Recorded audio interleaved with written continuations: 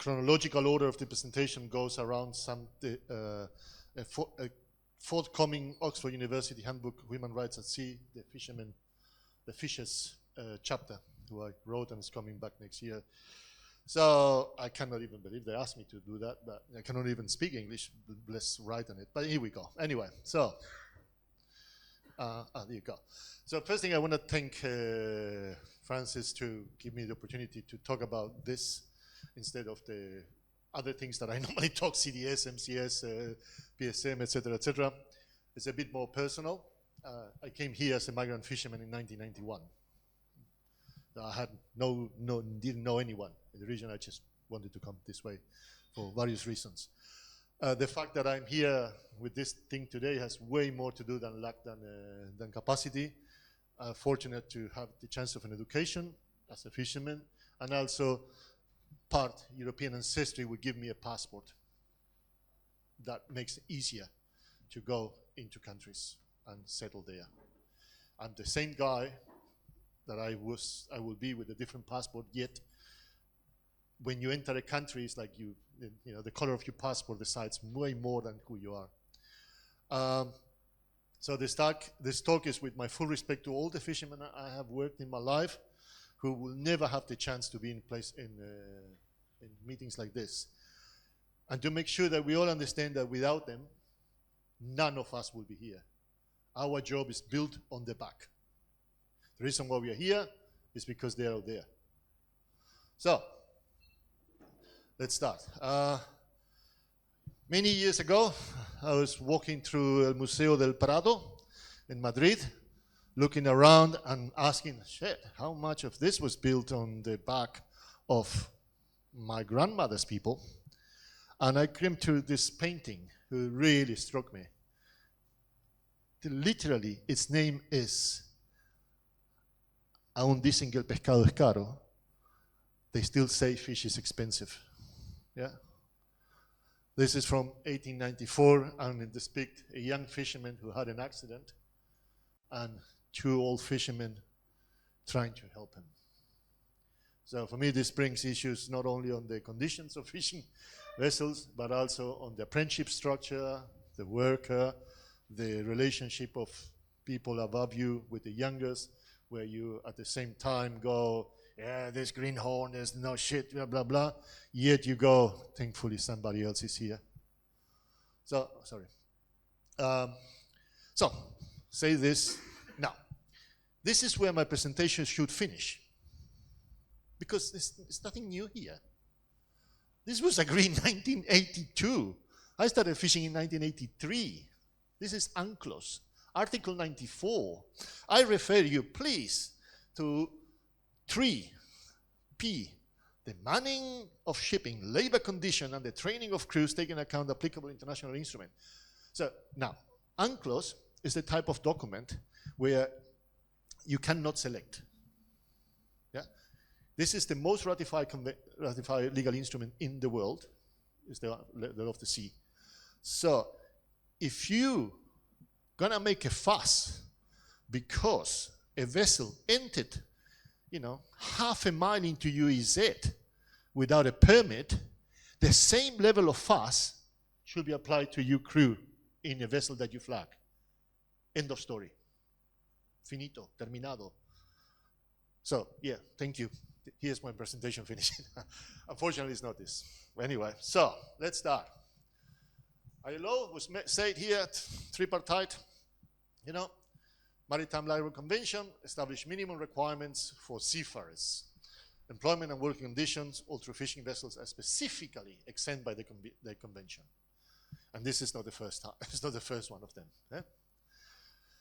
So the gap was filled with a large extent with the ILO Convention concerning the fishing sector, C188, who was discussed by a very nice presentation, by the way, Rafael.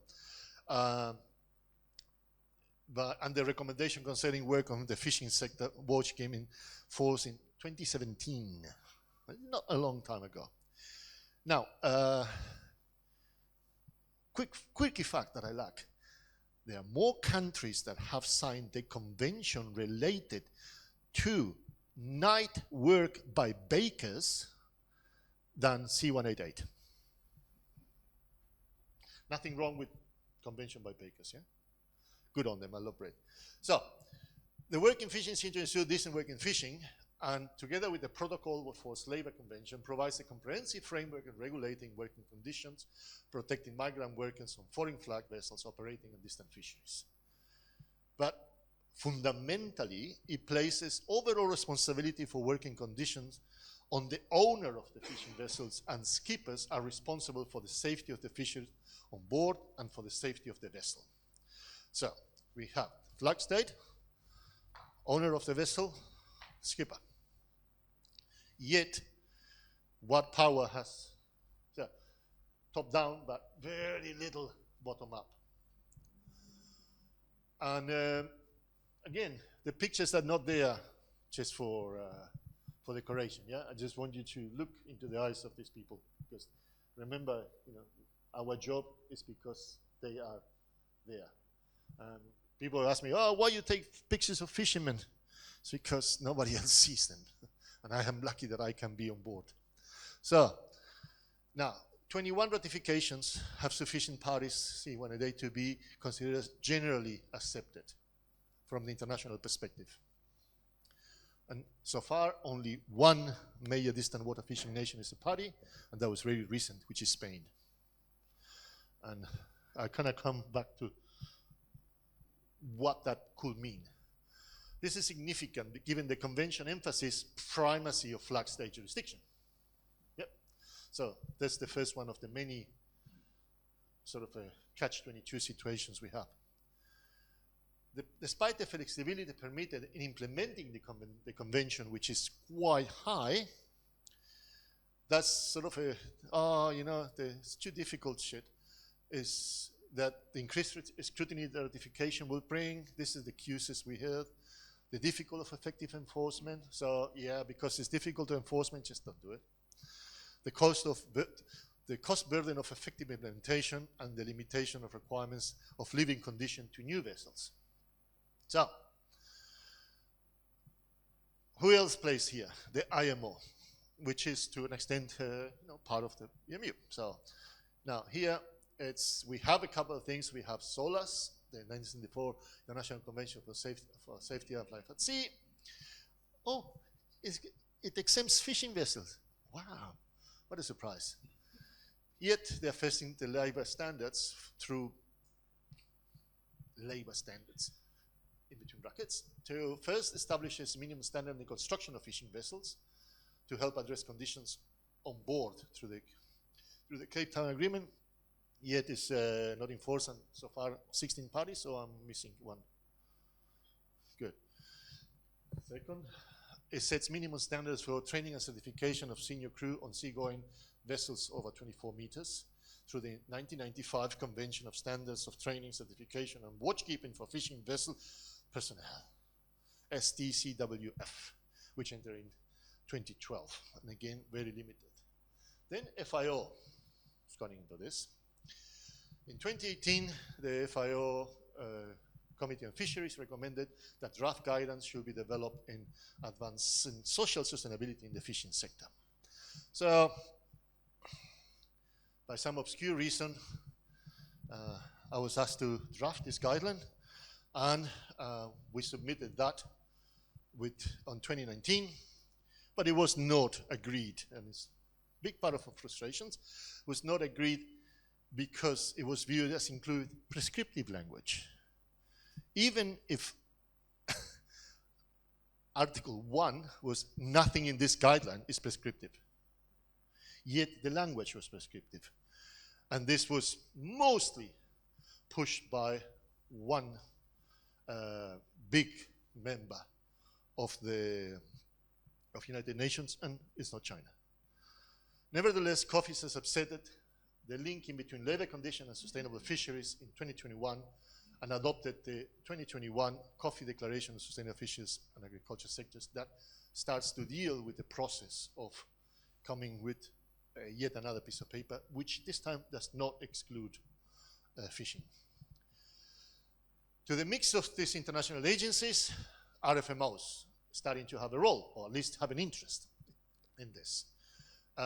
Conservation and management of fish resources with the area of competence. However, even though most distant water fishing operations take place in between the management areas of RFMOs, only the Western Central Pacific, after 4 years, is close to addressing labor standards on fishing vessels through a CMM that may be coming through in less than a month's time, but I would call it an homeopathy-based CMM, but at least it's something.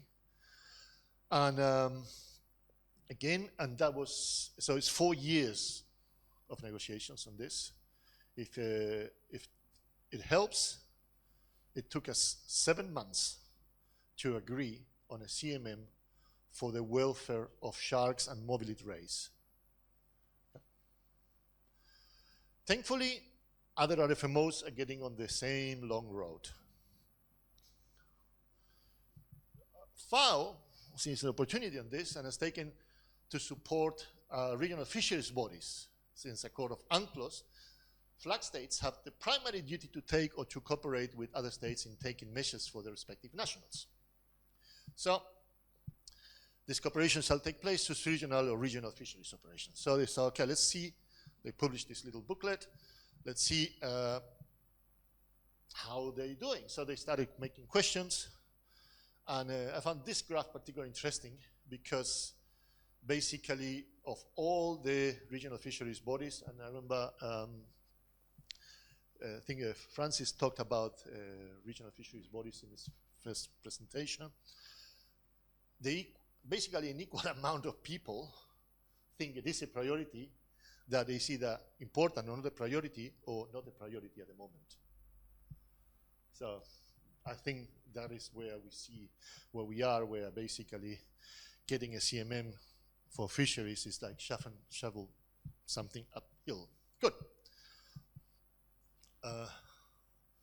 I'm a sucker for publications that have my pictures on the cover, so sometimes I read them and you find interesting things. Now, this functionalism limits, so the limits around functionalism around this has a fragmentation which led to responses in 4 different ways so far. One is to have greater collaboration in between the different international agencies. 2, some coastal states have adopted measures and increased oversight of vessel crew condition in foreign vessels licensed to fish on the waters. 3 has been a shift of the narrative surrounding labor standards towards human rights norms. And 4, there's been increasing recourse to private sector initiative and private certifications. So I'm gonna disassemble this a bit. First, so the cooperation between the different agencies. So we have a joint FIO, ILO, IMO, ad hoc, open-ended, non-committing, blah, blah, blah, blah group. So, related to IUU fishing and related matters. Now, interesting, we get stuck with IUU fishing. You know, it's like there's something illegal about this, guys. You know? So, it is limited to adherence, again, by willing flag states. The danger is also that these organizations continue to operate in silos driven by membership, even with acknowledgement of the need to cooperate with others. Yeah, so when we were at the FIO, and this was brought up, it was first thing a huge resistance to say this is not an FIO topic. And then, once we overcome this resistance, was this is too prescriptive. Exactly that. So people go, well, we do have a C188 for this. So, the second approach comes in the role of coastal states, regulating fishing license in the waters based on Article 64 of UNCLOS. So, and FFA, and this is something we should be really proud, even with these limitations. So, if for those not of the region, FFA has this set of minimum terms and conditions for licensing, which goes, so you need to have you need to have a VMS, you need this, you need that, you need that. Now, if I, on my hat as a fisheries inspector, go on board and see a guy being crucified, I couldn't, other than calling the police and treated the place like a crime scene, there's nothing I could do about it as a fisherman, as a fisheries inspector. Yeah, the police will be involved, but that vessel will not lose the right to fish. Now, for first time in my understanding, the treatment of labor impedes on the right to fish of that vessel. No one else in the world has done that. And this is by countries who, are very small and sometimes don't even have their own labor standards at home, which is a different problem. We cannot get there. In May 29, they incorporated minimalist. Basically, it was a bit of a copy and paste job from C188. But, you couldn't go further up, so it's fair enough. So, yet in one case, in one country, they took this on board and immediately applied it. Kudos to Tuvalu for doing that. We saw vessels who didn't want to have to comply with those minimum standards left the fishery and focused on fishing on the high seas, where it's only responsibility by the flag state. So doing the right thing cost countries who are not cause of the problem money, because people just don't pay for fishing in the waters. The third development has been a shift towards the legal norms against human rights abuses and market access. Increasingly, the condition of some visual fishing vessels are being framed as forced labor, modern-day slavery, or human trafficking. At the trade level, the U.S. Customs and Border Protection Agency, for example, can block products from individual vessels from entering the U.S. market because of the vessels used for forced labor in harvesting seafood. And we have one example from Fiji, two examples from Fiji, and two from Vanuatu. Yeah? This is great. However, they cannot act against the flag states that are repeated offenders. It's only against that vessel.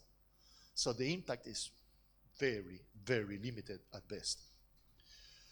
The effort of rich market states are commendable, but they only deal with the fisheries that export catch to their markets. What about the rest? Which is kind of what we were talking about the other day with catch certifications, or with eco labels. Which brings me to the fourth element, private sector initiatives. This is by initiatives like the ISSF or International Polar Line Foundation that have policies on labor standards, and industry group like CBOS, UTAs, and ATF that push for social responsibility in the supply chains. Spanish group, for example, OPECAC, has gone a step further and supported the development of a norm under their own normative structure, like the national ISO, for the tuna responsible fisheries, which include labor components. But again, that applies for only their vessels, which was a precursor of them to say, well, we may need to sign to C188 now. Then you have the private certifications and FIPS by vessel owners, which some, like me, argue that brings issues around conflict of interest, create a parallel system, disadvantage developing countries, and profit from the already sad situation of crews. Yeah, because that money is gonna, the cost of that, we had our friend from P&G saying about the cost of this. Yeah, I told you that what happened in one of our member countries where the budget for private certifications of that company, it's more than the private for communicable diseases of the Department of Health of the province where they're based. But basically,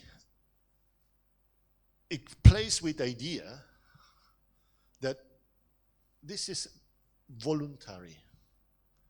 And they call it, you mentioned ITF, and there was two authors, one of them worked for ITF, came with this concept of voluntarization.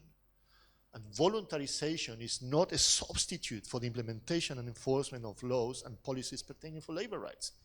Should I bring back Article 94 of UNCLOS? It's not an option. Yeah? Show me any other case where obligations at that level have not been addressed in more than 40 years. I do acknowledge that some flag states have started taking positive steps in the labor area. Yeah. Taiwan, for example, has an action plan for human rights based on 7 strategies. If they work on all, it's a different thing, yet it's there. have a minimum salary of $600 per month for crew. My understanding is that Tuvalu has a very similar regime where they have a minimum salary for people working on the waters. Now, $600 per month. Normally that comes without cut shares. And you were talking about 2 years. I've seen contracts on some vessels with Vietnamese crew where they have 3 years not going home contracts on Persenas, so they come to port at least. New Zealand, for example, is another example, has decided some years ago that only allows its own flag vessels to fish in the waters, and such has all crew and its own immigration and labor requirements. Now, when I came to New Zealand in 1995, the only reason I could stay was because I got a job on a fishing vessel, New Zealand flag fishing vessel, and as such, it came with a work permit, which then I transformed in a work visa, which then I transformed in permanent residency, permanent residency, and at some stage, citizenship.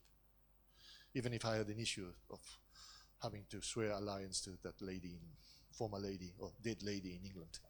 Anyway, so, but the point is that literally, if it wasn't for that thing, after 4 years working in fishing vessels from different nationalities, this is the first time that I, a piece of paper, say, I'm okay to be here. A vessel is literally an extension of the territory that flags that vessel. Yeah?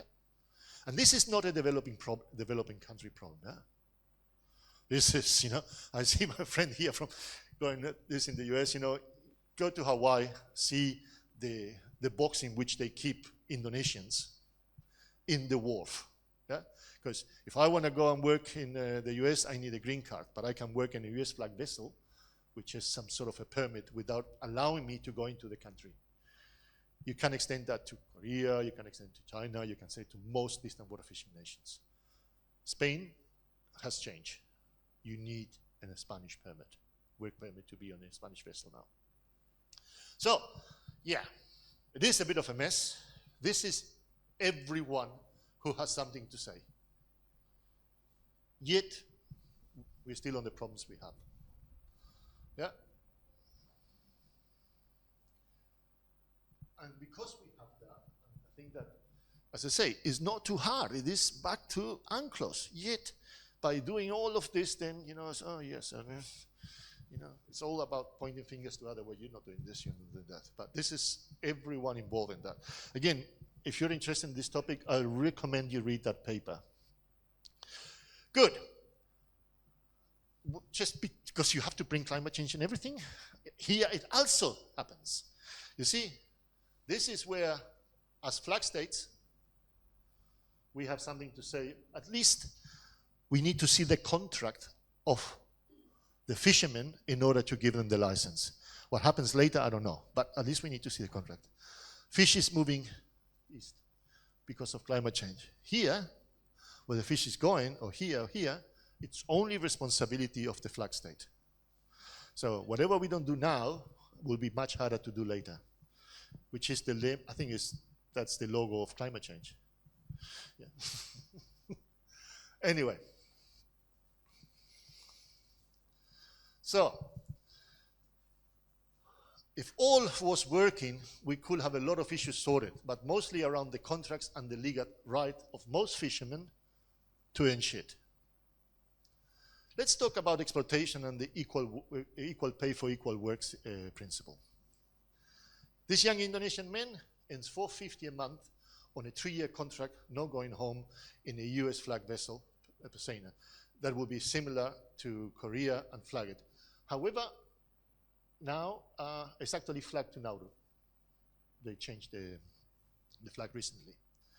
If he was Ecuadorian doing the same job in an Ecuadorian Persenas, he'll be on $700 to $800 a month with 75 days off a year, which is the time of the fishery closure they have.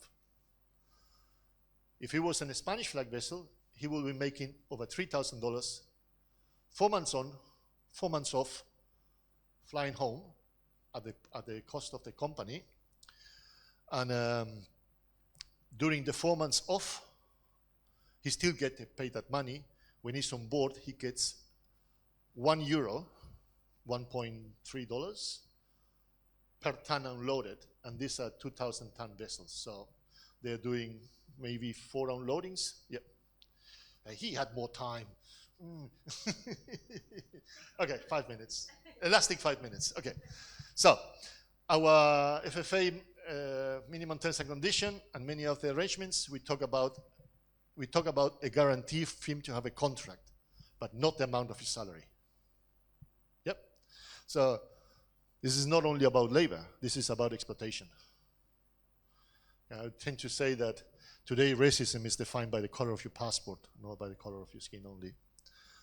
A further subversion is the use of the two-tier system employed by schemes by the distant water fishing nations, which offer inferior or no labor rights to migrant workers in distant water fishing nations, in a blatant discrimination, in my opinion. As I say, if I was contracted to work in a fishing company in territorial Vanuatu, use our Korea, just 3 examples, the requirements and cost for my employer would be very different to what is required if I'm contracted to work on a fishing vessel flagged to those countries. Yeah. I remember going to Vanuatu at request of the government and asked to pay for working, helping with the yellow card, and asked to pay $500 for a work visa, even if I was there for 3 weeks. Yet I could be 3 years on a Vanuatu flag vessel, and the immigration department will not even know I was there. What if, in principle, those vessels are an extension of flagging state territory? And this is actually, this is from the International Court of Justice on the Lotus case. Again, not going to go into the details, but this has been set up. So we're not talking nothing new here.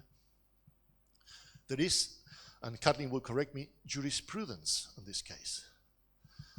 So, and this is now at the personal level. I was making per month in 1994 the same amount of money that this guy is making, and this photo was taken 4 years ago. This is not inflation adjusted. This is in the hand. The most significant expense I had when running the boats where I was working was crew, around 40 to 45%. Today's fuel. Crew went down to 20. And in long liners, work double, and you mentioned about this. This is from our stock assessments, the thing.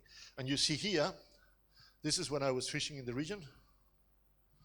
This is the domestic. So we had, in 1995, over 5,000 vessels in the region. In 2024, we have 2,000 vessels. That's less than half. Yet, we have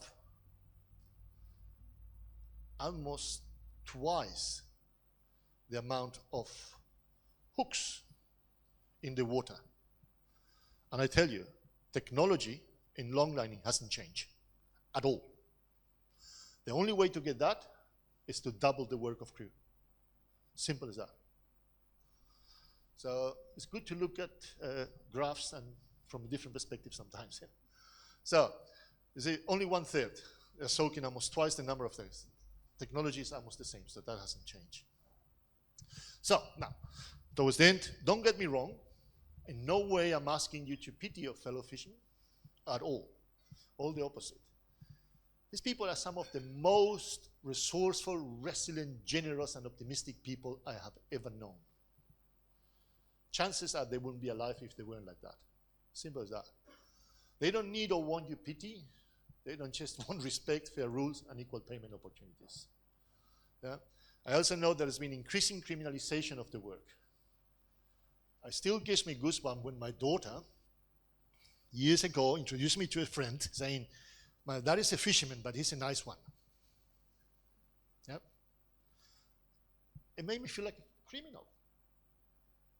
I just spent my life feeding people. Now I'm working with people who, like you, whose job is to make sure that the feeding is legal. That's all. And, we are either environmental tags, observer killers, yeah, somebody died on a boat, is being killed by the crew. I'm not saying there are no problems, but to have 35 people basically getting behind, there are assholes, no worries, I agree, they are awful masters. But having 35 people standing behind an asshole is not something that I have been aware of. So I know shit happens, but to be immediately, in the most dangerous job in the world, immediately people jumping to conclusions that it was killed by crew is something that upsets me really. And of course, now criminalization. So if you do illegal fishing, you do a drug runner, you are a gun runner, everything is just the same. So basically, at this stage, either you are a criminal or you're a victim, or both at the same time. Yeah, there's no thing in the middle there. So, and I not have another hour to go on the other equally important side of this equation, which is inspectors and observers. Yeah, we as an industry expect excellence from them, and I say industry in the global sense, not just private sector. We expect excellence of them. Yet, at the same time, we enable the conditions that pay less than the mediocrity. Yeah. So, attracting and maintaining talent diversity and ways of thinking is, for me, the biggest challenge we have in fisheries. And this is above IUU fishing, in my opinion, by far. We need capable people that are keen to help to work things out. Not just pointing fingers from the other side of the road and saying, you suck, for the little work you're trying to do. And I finish because you mentioned something in your presentation that reminds me immediately to this quote of Arundhati Roy, which says, there is no such thing as the voiceless. They are only the deliberately silenced or the preferably unheard. So normally in my presentation, I keep going with pictures, so you look into the eyes. You see, this is for me a typical situation, a typical position that I see when we do inspections. And with the guys in Marshall Islands, I used to do over 200 a year. They do almost 450 a year. And this is always the attitude, Best smiles by perhaps the people with the worst jobs in the world.